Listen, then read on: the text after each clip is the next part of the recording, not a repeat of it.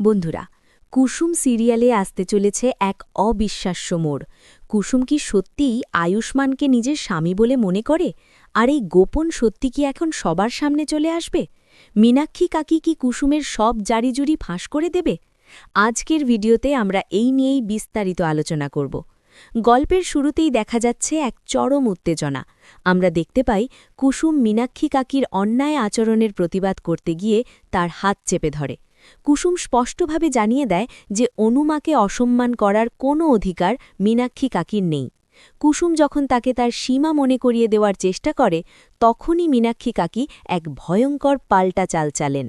মীনাক্ষী কাকি কুসুমকে থামিয়ে দিয়ে বলেন যে কুসুমকেও অনেক কিছু মনে করিয়ে দেওয়ার সময় এসেছে।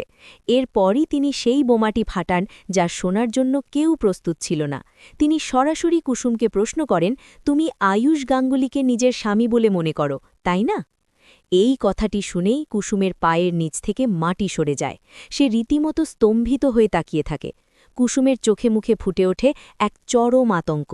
সে ভয় পাচ্ছে যে মীনাক্ষী কাকি যদি এখন সবার সামনে এই সত্যিটা বলে দেয়, তাহলে সব থচনচ হয়ে যাবে।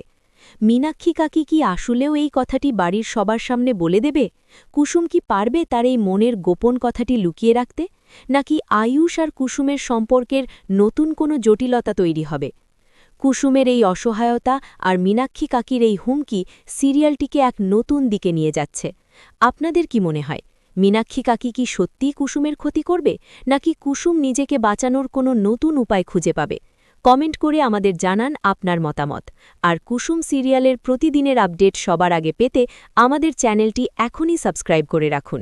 ভিডিওটি ভালো লাগলে একটি লাইক দিতে ভুলবেন না। ধন্যবাদ।